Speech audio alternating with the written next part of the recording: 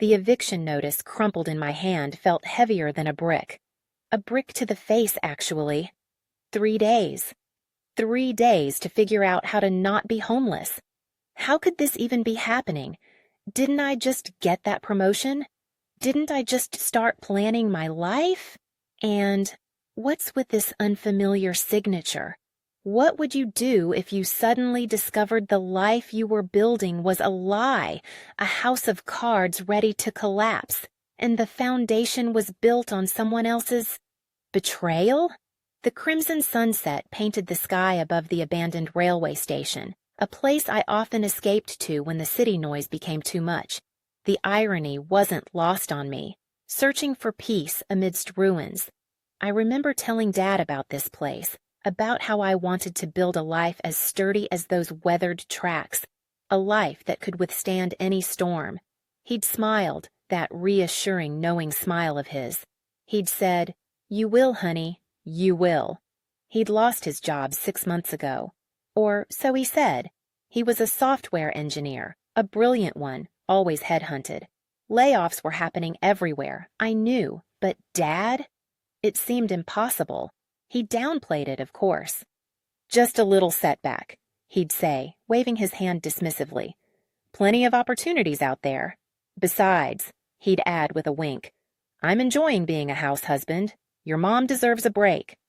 Mom was working double shifts at the hospital, already exhausted. I offered to help, to take on extra hours at the bakery. "Nonsense," Dad said firmly. "You need to focus on your career. Your promotion, we'll manage." And we did, seemingly. We cut back on extras, ate in more, but nothing felt dire. That's what's killing me now. The casual, almost carefree way he acted. The lies stacked one on top of the other, like fragile Jenga blocks. Getting pre-approved for my first home loan was a dream come true. That little Victorian house on Elm Street, with its overgrown garden and quirky charm, was practically screaming my name. I imagined painting the porch swing a cheerful yellow, planting sunflowers taller than me, and then the letter came, the one that felt like a punch to the gut. Denied. Reason. Outstanding debt. $100,000. $100,000. The loan officer, a polite but clearly unimpressed woman named Mrs. Davis, explained the situation with cold, clinical detachment. "Miss Ramirez, our records indicate a delinquent loan of $100,000 taken out approximately 4 months ago." 4 months ago. The timeline aligned perfectly with Dad's little setback. I don't understand," I stammered, my voice trembling. "I've never taken out a loan like that." Mrs. Davis pushed a document across the desk. "This is a copy of the loan application, Miss Ramirez. And this," she pointed to a signature, a familiar yet horrifyingly distorted version of my own, "is your signature. My signature. Forged. A crude, childish imitation that mocked me." I stared at it, my mind reeling. Disbelief warred with a sickening wave of understanding. "There must be some mistake," I managed to whisper. The air in the bank felt thick, suffocating. I remember the fluorescent lights buzzing overhead, the rhythmic tapping of Mrs. Davis's pen against her desk, the hushed conversations of other customers echoing around me. Everything felt amplified, distorted, like I was trapped in a nightmare. I drove home in a daze, the crumpled eviction notice and the loan application burning holes in my purse. The cheerful yellow of the sunflowers I had imagined planting now seemed like a cruel joke. He was in the garden, Dad, meticulously pruning the rose bushes. He always loved roses, said they represented beauty even amongst thorns. The hypocrisy almost choked me. "Dad," I said, my voice tight with suppressed anger, "we need to talk." He looked up, a flicker of something unreadable in his eyes. "Everything all right, sweetheart?" "No, Dad, everything is not all right." I held out the loan application. "Explain this." He took the paper, his face paling slightly. He didn't say anything for a long moment, just stared at the forged signature as if it were a poisonous snake. "Maria, I can explain." And he did. A torrent of words, excuses, justifications. The job loss was real. The savings dwindled faster than he anticipated. He couldn't tell Mom, couldn't burden her. He was desperate. He saw the loan as a temporary fix, a way to keep the house afloat until he found another job. He'd pay it back, he swore. He was close to landing a new position. "But why my name, Dad? Why forge my signature?" I asked, my voice shaking. "I couldn't get approved on my own," he admitted, shame etched on his face. "My credit was damaged. I panicked, Maria. I thought I was doing what was best for the family." Best for the family? By stealing my future? By shattering my trust? By making me complicit in his lies? "And the eviction notice?" I asked, my voice rising. "You didn't find another job, did you? You're still lying." He hung his head. I was hoping to surprise you," he mumbled. "With the house. I was going to fix everything." Fix everything? By digging an even deeper hole? I walked away, tears streaming down my face. I didn't want to hear any more. I didn't want to see his shame, his desperation, his lies. All I wanted was to rewind time, to erase the last 6 months, to go back to when I still believed in him, in us. That night, I couldn't sleep. The weight of the situation pressed down on me, suffocating me. I felt trapped, torn between loyalty and freedom. He was my father. I loved him, but he had betrayed me in the worst possible way. I sought advice from my best friend, Chloe. We met at that quirky little coffee shop downtown, the one with the mismatched chairs and the aroma of freshly baked croissants. "He used you, Maria," Chloe said, her voice firm. "He stole your identity. That's a crime." "But he's my father," I protested weakly. "That doesn't excuse his actions," Chloe countered. "You have to protect yourself, Maria. What about your future, your house, your life?" She was right. I knew she was right. But the thought of taking legal action against my own father, it felt like a betrayal in itself. The following days were a blur of legal consultations, sleepless nights, and tearful conversations with Mom, who was devastated by the news. She confronted Dad, of course. A storm of shouting, accusations, and heartbroken sobs echoed through the house. Dad, she was furious, hurt, and deeply disappointed. But she also saw the fear in his eyes, the desperation of a man who felt like he was drowning. The lawyer laid out my options. I could press charges, potentially sending my father to prison. It would protect my credit, clear my name, and hold him accountable for his actions. Or I could try to work out a payment plan, salvage what was left of our relationship, and shoulder the burden of his debt. Both options felt impossible. One would destroy my family. The other would destroy my future. I visited Dad in the garden again. The roses were wilting, neglected. He looked older, smaller, defeated. "I understand if you hate me," he said, his voice barely audible. "I deserve it." I didn't hate him. I was angry, hurt, betrayed, but I didn't hate him. I saw the broken man beneath the lies, the desperate father who had made a terrible mistake. "I don't hate you, Dad," I said softly, "but I can't pretend this didn't happen. I can't pretend I'm not affected." I made a decision. I wouldn't press charges, but I wouldn't shoulder the entire burden of his debt either. We would sell the house. It was the only way. The decision tore our family apart.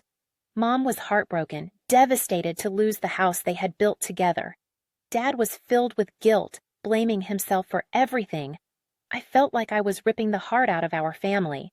Selling the house was a long, painful process. Memories lingered in every room, whispers of laughter, tears, and shared moments.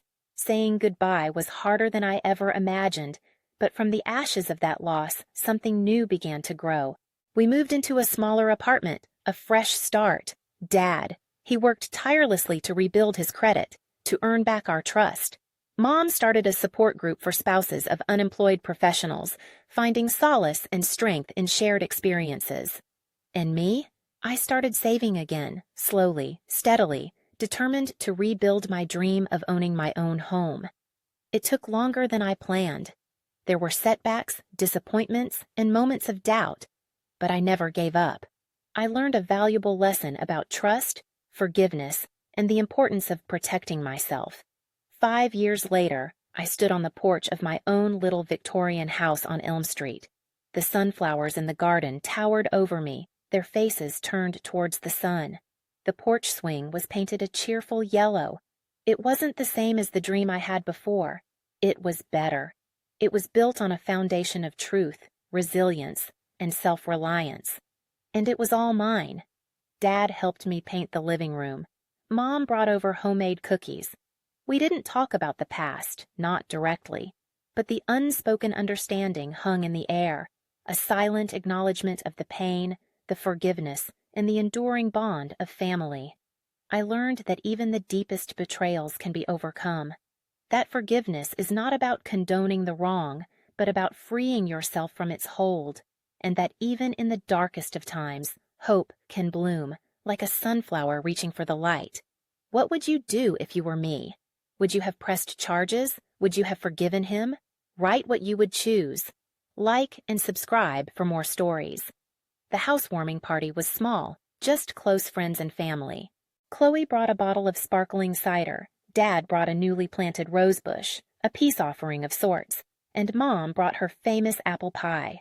As I looked around at the faces I loved, faces etched with both joy and hardship, I felt an overwhelming sense of gratitude. I had survived. We had survived, but the scars remained. There were moments, still, when the memory of that forged signature would flash through my mind, a stark reminder of the fragility of trust. There were times when I would catch Dad staring at me, a flicker of guilt in his eyes, and I would wonder if he truly understood the magnitude of his actions. I started seeing a therapist. Dr. Evans was kind, patient, and a remarkably good listener. She helped me unpack the anger, the resentment, the lingering sense of betrayal. She taught me coping mechanisms, ways to manage the anxiety and the intrusive thoughts. "Forgiveness is a process, Maria," she said gently. "It's not a one-time event. It's a journey." And it was. A long, winding journey with unexpected twists and turns. One day a letter arrived. Not an eviction notice this time, but an invitation. A reunion. My father's old company was holding a 20-year anniversary celebration. He had received an invitation, of course, but he hesitated to go. "I don't know, Maria," he said, his voice uncertain.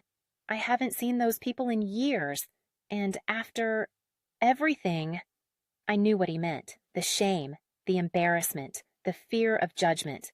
"Go, Dad," I urged. "You deserve to be there. You were a valuable member of that team. Don't let one mistake define you." He looked at me, surprised. "You really think so?" "I do," I said, smiling. "Besides," I added with a wink, "I want to hear all the embarrassing stories about you." He laughed, a genuine, heartfelt laugh that warmed my soul. He went to the reunion, and he had a good time. He reconnected with old colleagues, shared stories, and even received a few job offers. It was a small victory, but it felt significant. It was a sign that he was moving forward, that he was rebuilding his life, one step at a time. One evening, a few months later, Dad came to my house, looking nervous. He held a small velvet box in his hand. "Maria," he said, his voice trembling slightly, "I know this doesn't make up for everything, but—" He opened the box. Inside, nestled on a bed of satin, was a set of diamond earrings. They were beautiful, sparkling, elegant. "These are— wow," I breathed, touching one gently. "They're from Mom and me," he said. "We wanted to get you something special, something to celebrate your new home, your new life. But more importantly," he added, his voice thick with emotion, "we wanted to say thank you. Thank you for forgiving me. Thank you for believing in me. Thank you for being my daughter." I hugged him tightly, tears welling up in my eyes. The earrings were beautiful, yes, but they represented so much more than just a gift. They represented forgiveness, healing, and the enduring power of love. I started volunteering at a local community center, offering financial literacy workshops to young adults. I wanted to help others avoid the mistakes my father had made, to empower them to take control of their financial futures. I shared my story, my struggles, my triumphs. And I learned that I wasn't alone. Many young people were facing similar challenges, struggling with debt, identity theft, and financial insecurity. I felt a sense of purpose, a desire to make a difference. One day, a young woman approached me after a workshop. Her name was Sarah. She was in her early 20s, bright, ambitious, but clearly overwhelmed. "My father did something similar to me," she confessed, her voice barely above a whisper. "He used my credit card without my permission. Now I'm drowning in debt." I listened to her story, offering words of encouragement and practical advice. I shared my own experience, letting her know that she wasn't alone, that there was hope. "What do I do?" she asked, tears streaming down her face. "I don't know where to turn." I told her about the resources available to her, about credit counseling, legal aid, and support groups. I encouraged her to seek help, to take action, to reclaim her life. "You are strong, Sarah," I said, looking her in the eye. "You are capable. You can get through this." She left that day with a renewed sense of hope, and I felt a sense of satisfaction, knowing that I had made a difference, that I had helped someone else navigate the treacherous waters of financial betrayal. Time continued to march on. I got married, had children, built a life filled with love, laughter, and meaningful connections. My relationship with my father evolved. The pain of the past faded, replaced by a deeper understanding, a stronger bond. He became a doting grandfather, showering my children with affection, wisdom, and unwavering support. He never forgot his mistake. He never stopped trying to make amends, and I never stopped loving him. Years later, sitting on the porch of my Victorian house, watching my children play in the garden, I realized that the scars of the past had become a part of me, a reminder of the resilience of the human spirit, the power of forgiveness, and the enduring strength of family. The crimson sunset painted the sky, a masterpiece of colors, a symbol of hope and new beginnings. Life wasn't perfect. There were still challenges, setbacks, and moments of doubt. But I had learned to embrace the imperfections, to find beauty in the broken pieces, to appreciate the journey, no matter how difficult it might be.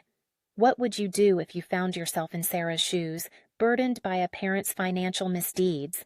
Would you seek legal recourse or try to find a path to forgiveness? What path feels right for you? One of my children, Lily, who is now 12, started showing an interest in financial matters. She would pepper me with questions about stocks, bonds, and the mysteries of compound interest. It was both heartwarming and terrifying. Heartwarming because she was curious and engaged.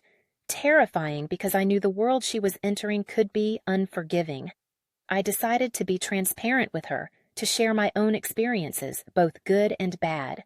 I told her about my first job, my struggles with student loans, and the satisfaction of... I even told her, in age-appropriate terms, about my father's mistake and the impact it had on our family. She listened intently, her brow furrowed with concern.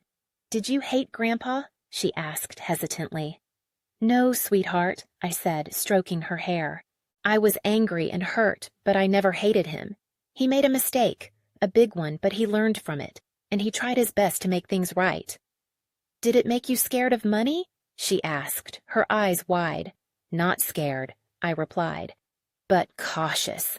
It taught me the importance of being responsible, of protecting myself, and of always being honest, especially with the people I love."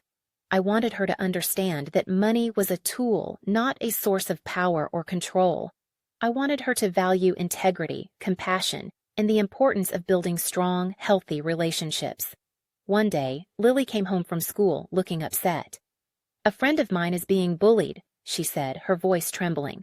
"Some kids are making fun of her because her family is poor." My heart ached for her friend. I remembered what it felt like to be judged, to be ashamed of my family's financial struggles. "What did you do?" I asked, my voice gentle.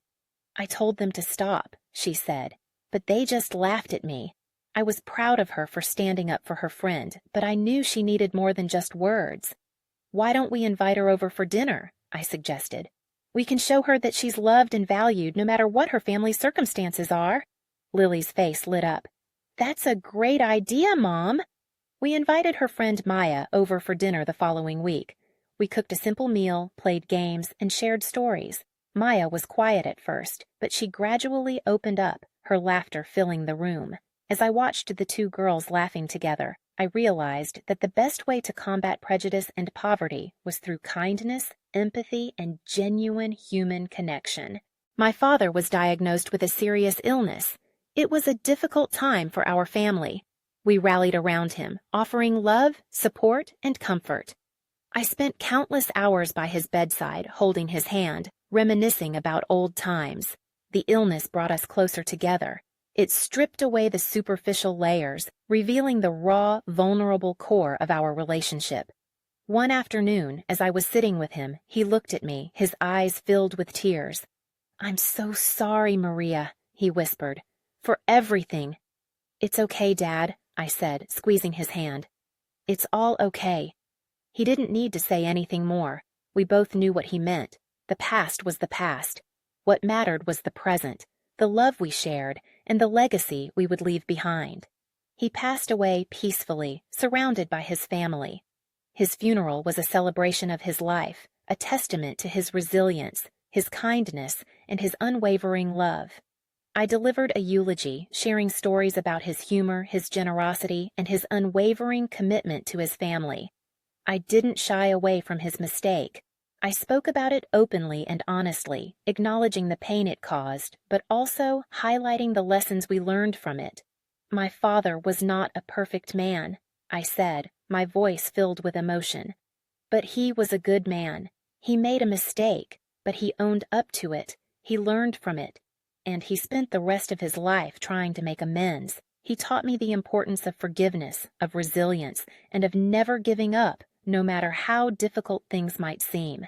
His death left a void in my life, but it also left me with a profound sense of gratitude for the time we had together, for the lessons he taught me, and for the love that would continue to bind us together, even in death. Years have passed since my father died. My children are grown now, pursuing their own dreams, building their own lives. I still live in my Victorian house on Elm Street, surrounded by the memories of the past. The sunflowers still bloom in the garden every summer, a reminder of hope, resilience, and the beauty that can emerge from even the darkest of times. I often think about the choices I made, the paths I took, and the impact my story might have on others. I wonder if I made the right decisions. I wonder if I could have done anything differently. But ultimately, I know that I did the best I could, with the knowledge and understanding I had at the time, and I have learned to accept the imperfections, to embrace the journey, and to find peace in the present moment. What would you have said at his funeral? What memories would you have chosen to share? How would you have honored his life? My daughter, Lily, now a young woman with dreams as big as the sky, came to me one day with a proposition. "Mom," she said, her eyes shining with excitement, "I want to start a nonprofit." "That's wonderful, sweetheart," I said, smiling. "What's it going to be about?" "Financial literacy for teens," she said. "I want to help kids learn about money management, investing, and how to avoid debt. I want to empower them to make smart financial decisions." My heart swelled with pride. It was as if she was carrying on my legacy, transforming my pain into purpose. "That's an amazing idea, Lily," I said. "How can I help?" And so, we embarked on a new adventure together. We spent hours brainstorming, researching, and developing a curriculum for the nonprofit. We recruited volunteers, secured funding, and launched our first program at a local high school. The program was a success. The teens were engaged, enthusiastic, and eager to learn. They asked questions, shared their experiences, and supported each other. I watched Lily lead the workshops with confidence, passion, and a genuine desire to make a difference. She was a natural. "You're amazing, Lily," I said to her one day. "You're making such a positive impact on these kids' lives." "It's because of you, Mom," she said, hugging me tightly. "You taught me the importance of financial literacy, and you showed me how to turn adversity into opportunity." We expanded the nonprofit to other schools, reaching hundreds of teens across the city. We offered workshops, mentoring programs, and online resources. We partnered with local businesses and community organizations to provide internships and job opportunities. We created a community of support, empowering young people to achieve their financial goals. One day, I received a letter from Sarah, the young woman I had helped years ago at the community center. She wrote to thank me for my support and to share her success story. She had overcome her debt, rebuilt her credit, and started her own business. She was thriving. "Your story gave me hope when I needed it most," she wrote. "Thank you for believing in me." Her letter filled me with joy. It was a reminder that even the smallest act of kindness can have a profound impact on someone's life. I often reflect on my journey, the challenges I faced, and the lessons I learned. I realized that my father's mistake, though painful and devastating at the time, ultimately led me to a place of greater purpose, fulfillment, and connection. It taught me the importance of forgiveness, resilience, and the enduring power of love. It inspired me to share my story, to empower others, and to create a more just and equitable world. As I sit here on the porch of my Victorian house, watching the sunset paint the sky with vibrant colors, I feel a sense of peace, gratitude, and contentment. My life is not perfect, but it is filled with meaning, purpose, and love. And I am grateful for every moment, every challenge, and every opportunity. What will your legacy be? What mark will you leave on the world? How will you use your experiences to make a difference in the lives of others? The wind chimes tinkle softly, a melody of peace. My cat, now ancient and gray, curls up at my feet. The fireflies begin to dance in the twilight. Life goes on. Would you ever be able to co-found a nonprofit organization with someone who had initially wronged you? Could you transform your pain into something bigger than yourself? One crisp autumn morning, Lily called, her voice tinged with a hint of worry. "Mom, I need to talk to you about something." My heart skipped a beat. Lily was usually so upbeat, so optimistic. What could be wrong? "Of course, sweetheart," I said, my voice reassuring. "What's on your mind?" "It's about the nonprofit," she said. "We've been offered a huge grant. It would allow us to expand our programs, reach even more teens, and make a real difference in the community." "That's fantastic, Lily," I exclaimed. "What's the catch?" "The grant comes from a foundation run by the son of Dad's former boss," she explained, her voice hesitant.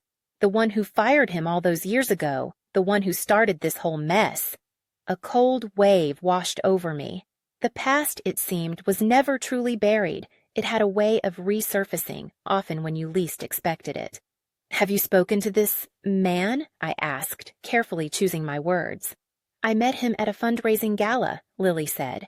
"He seems genuinely impressed with our work. He said he's been following our progress for years." "And what does he want in return?" I asked, my voice laced with skepticism. "He wants to be involved," Lily said. "He wants to sit on our board of directors, help us with fundraising, and use his connections to expand our reach." I hesitated. The idea of partnering with the man who had indirectly caused so much pain and hardship felt unsettling. On the one hand, the grant would be transformative for the nonprofit. It would allow us to reach more teens, provide better resources, and make a bigger impact on the community. On the other hand, accepting the grant would mean aligning ourselves with someone who had hurt my father, someone who represented a painful chapter in our family history. "What do you think, Mom?" Lily asked, her voice filled with anticipation. "Should we take the grant?" I needed time to think, to weigh the pros and cons, to consult with my heart. "Let me sleep on it, sweetheart," I said. "We'll talk about it in the morning." That night, I tossed and turned in bed, unable to sleep. The faces of the teens we had helped flashed through my mind, their eyes filled with hope and gratitude. I thought about my father, his struggles, his resilience, and his unwavering commitment to his family. I thought about the man who had fired him, the man who now held the key to our nonprofit's future. I realized that holding on to resentment would only hold us back. It would prevent us from reaching our full potential, from making a real difference in the world. If my father had taught me anything, it was that forgiveness was the path to healing, the key to unlocking a brighter future. We're going to take the grant, I said, my voice firm, but on our terms. We will not compromise our values, our integrity, or our commitment to the teens we serve. We will work with this man, but we will not be controlled by him. Lily was overjoyed. She thanked me profusely, her voice filled with relief and excitement. And so we partnered with the son of my father's former boss. It wasn't easy. There were disagreements, compromises, and moments of tension. But we persevered. We stayed true to our values, we focused on our mission, and we never lost sight of the teens we were serving. The nonprofit thrived. We expanded our programs, reached even more teens, and made a significant impact on the community. And in the process, I learned that even the most unlikely partnerships can lead to positive change. As I look back on my life, I am filled with a sense of gratitude, humility, and wonder. I have faced challenges, overcome obstacles, and learned valuable lessons. I have loved, lost, and found my way back to joy, and I am grateful for every moment, every experience, and every person who has touched my life. What do you think about the expression, "Keep your friends close, but your enemies closer"? Do you believe there's wisdom in it, or do you think it's a dangerous approach to life? One sweltering summer afternoon, while sorting through some old boxes in the attic, I stumbled upon a dusty, leather-bound journal. It was my father's. I hadn't seen it in years. I carefully opened it, my fingers trembling with anticipation. Inside, handwritten in his familiar script, were his thoughts, his dreams, and his reflections on life. As I turned the pages, I felt as if I was connecting with him again, hearing his voice, feeling his presence. He wrote about his childhood, his aspirations, his struggles, and his triumphs. He wrote about his love for my mother, his pride in me, and his hopes for the future. And he wrote about the day he lost his job, the day he made the fateful decision to forge my signature. He described the fear, the desperation, and the overwhelming sense of shame that consumed him. He confessed his regret, his remorse, and his unwavering desire to make things right. "I know I have hurt my family deeply," he wrote. "I have betrayed their trust, damaged their futures, and caused them immense pain. I don't know if they will ever forgive me, but I will spend the rest of my life trying to earn back their love and respect." He went on to describe his journey of redemption, his efforts to rebuild his credit, to find a new job, and to support his family. He wrote about the importance of honesty, integrity, and personal responsibility. And he wrote about the power of forgiveness, the key to unlocking a brighter future. As I closed the journal, tears streaming down my face, I felt a profound sense of peace, understanding, and compassion. I realized that my father was not just a flawed human being, but a complex, multifaceted individual with his own hopes, fears, and dreams. I understood his motivations, his struggles, and his unwavering desire to do what was best for his family.